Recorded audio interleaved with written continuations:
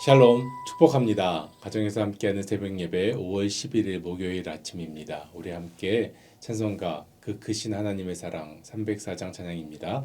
예 통일 찬송가는 404장입니다. 함께 찬양으로 고백하며 예배로 나아가겠습니다.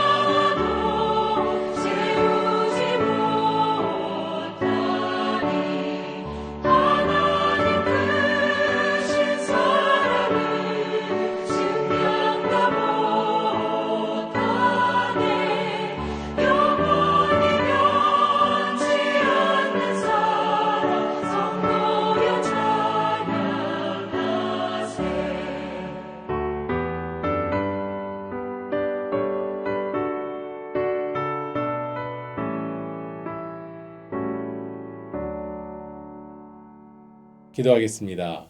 사랑의 전하님 감사합니다. 오늘도 저희에게 귀한 날 허락하여 주시고 생명 연장시켜 주시며 호흡하게 하여 주신 것 너무나도 감사합니다.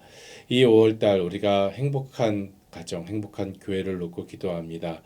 하나님, 저희의 기도를 통하여 하나님의 하늘 보좌가 움직일 수 있는 귀하고 복된 가정 되게 하여 주시옵시고 우리의 교회 되게 하여 주시옵소서.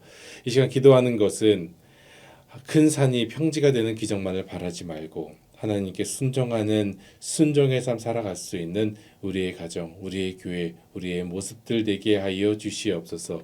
오늘도 하늘을 두루마리 삼고 바다를 먹물 삼아도 다 형용할 수 없는 하나님의 은혜를 찬양하며 나아갑니다. 하나님 오늘도 역사하여 주시고 인도하여 주시며 말씀 속에서 저희를 만나 주시옵소서. 살아계신 예수님의 이름으로 기도드렸습니다. 아멘.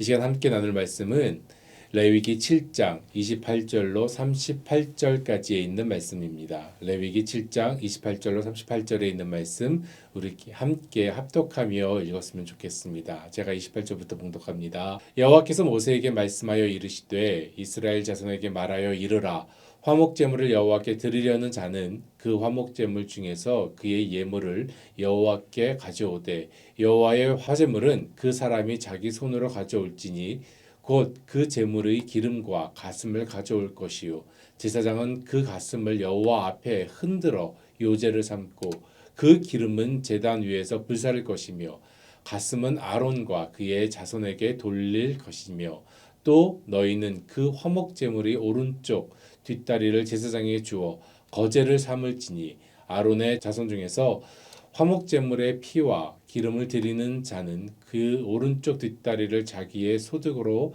삼을 것이니라.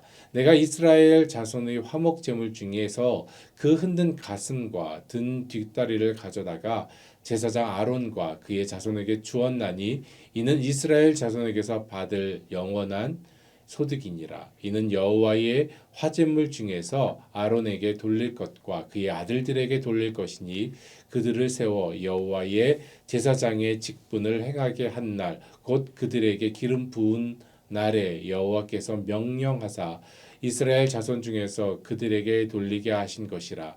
대대로 영원히 받을 소득이니라. 이는 번제와 소제와 속죄제와 속건제와 위임식과 화목제의 규례라. 여호와께서 시내 광야에서 이스라엘 자손에게 그 예물을 여호와께 드리라 명령하신 날에 시내산에서 이같이 모세에게 명령하셨더라. 아멘. 하나님께서 오늘 저에게 허락하신 말씀입니다. 아마도 제가 중학교 시절이었던 것 같습니다. 성경을 보면서 궁금한 게 참 많았습니다. 그 중에서 하나가 교회에서 예배 시간에 전도사님께서 하신 말씀이 제사는 지내지 말라고 얘기를 들었는데 성경을 보니까 왜 이렇게 제사 이야기가 많은지 어린 저에게는 큰 궁금증이었습니다. 여러분도 아시겠지만 그 제사가 이 제사가 아니라는 것이죠. 중요한 것은 누구에게 제사하는가 하는 것입니다. 우리가 드려야 할 모든 제사, 즉 예배와 경배는 오직 하나님께 드려야 되는 줄로 믿습니다. 그러기에 성경은 구체적으로 하나님께서 원하시고 기뻐하실 제사에 대하여 모세를 통해서 레위기의 말씀으로 선포하고 계시는 것이죠. 화목 제물 규례에 대하여 어제에 이어서 오늘도 말씀하고 계십니다. 화목제 우리가 영어로 보니까는 fellowship offering 또 peace offering이라고도 하는데 어떻게 목사님께서 말씀하신 것 같이 제바흐 슈라임이라고 합니다. 제바흐 살육하다, 죽이다라는 단어이고요. 쉐라임은 완전하다는 뜻입니다. 평화롭다는 뜻입니다. 즉 그것을 직역하면은 화목제는 제바흐 슈라임, 평화롭고 완전함을 위한 죽임이라고 직역할 수도 있겠네요. 그것을 이제 번역하면은 이렇게 될 것입니다. 화목을 위한 제물 이렇게 이야기할 수 있을 것 같아요.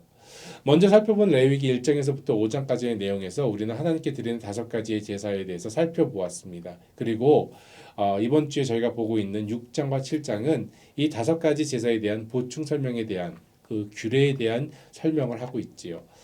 화목제물 특징, 여러분 다른 제사와 좀 다른 것이 몇 가지가 있습니다. 하나님께 드리는 화목제사는 원하는 백성이 직접 드린다는 것이죠. 큰 의미가 있는 것 같아요. 자원하는 기쁨도 있고요. 참된 예배자의 모습으로서 그 예배에 참여할 수 있는 다른 제사는 드리고 제사장이 그것을 다 행하지만 이 화목제물을 직접 가지고 갈 수 있었습니다. 또 화목제물은 제 화목제는 감사제와 서원제로 나누는데요. 감사제의 제사물은 당일에 먹어야 되는 것과 달리요. 서원제는 이틀간 나누어서 먹을 수도 있었다고 합니다. 다른 제사는 이스트가 없는 무교병으로만 기름에 구워서 하나님께 드렸는데 화제물로 드렸는데요. 그런데 이 화목 제물은 먹기 좋은 유교병도 함께 드릴 수 있었습니다. 화목 제물로 드린 짐승은 암수의 구분이 없이 하나님께 드릴 수가 있었던 것도 특징입니다. 그리고 가장 중요한 것, 더 중요한 것이 한 가지가 있는데요. 그것은 제사를 드리고 난 후에 제사장만 그것을 취하는 것이 아니라 사람과 식구들과 그리고 이웃들과 함께 나눌 수 있다는 것입니다. 사랑하는 성도 여러분, 한번 생각해 볼까요? 생각해 보면 화목 제사가 드리는 날은요, 축제와 같았을 것 같아요. 축제일 것 같습니다. 하나님께 드리고 제사장이 취할 것을 취하게 한 다음에 남은 제물들의 고기와 빵을 서로에게 나누면서 먹을 수 있었지요. 유일하게 내가 직접 참여하는, 제사장과 함께 서서 참여할 수 있는 기쁨도 있었고요. 그 옆에서 요제와 거제를 드리는 제사장의 모습도 생생하게 볼 수 있었습니다. 그리고 양이나 소나 염소를 드리고 마친 후에 그것을 혼자 먹는 것이 아니라, 어떻게 혼자 먹겠습니까? 그 큰 것을요. 하루에 다 먹을 수도 없지 않습니까? 그것을 이웃과 나누면서 함께 먹을 수 있는 날이었습니다. 그러므로 모두 나누어 먹는 것이, 이것이 바로 화목제를 드리는 축제의 시간으로 이어지는 것이겠지요. 더 기쁜 것은 이 예물로 먼저는 하나님께 감사를 드리고, 둘째는 제사장의 소득도 되고, 그리고 나머지는 나를 포함한 이웃과 함께 나누는 기쁨의 제사가 바로 화목 제물이었습니다. 예, 맞습니다. 화목 제사가 축제가 되듯이 우리의 예배도 영적인 축제가 되어야 될 줄로 믿습니다. 우리의 예배도 축제와 같습니다. 예배가 하나님의 기쁨이요, 그리고 우리의 기쁨이요, 이웃의 기쁨이 되는 것입니다. 사랑하는 성도 여러분, 예배의 기쁨, 축제로서의 예배로 하나님의 기쁨이 되는 저와 여러분, 우리 ANC 모든 성도님들 되시기를 주님의 이름으로 소망해 봅니다. 구약 제사는 하나님을 경배하며 하나님과의 관계 회복을 위한 것이었습니다. 회복이죠. 하나님과 나와의 관계. 하나님의 기쁨이 여기에 있습니다. 지금 우리의 예배에서도 하나님의 마음은 동일하다는 것이죠. 같은 모습입니다. 왜냐하면 하나님과의 관계, 그 죄사함과 감사함으로 예배할 때에 하나님과의 회복의 역사가 일어나기 때문이라는 것입니다.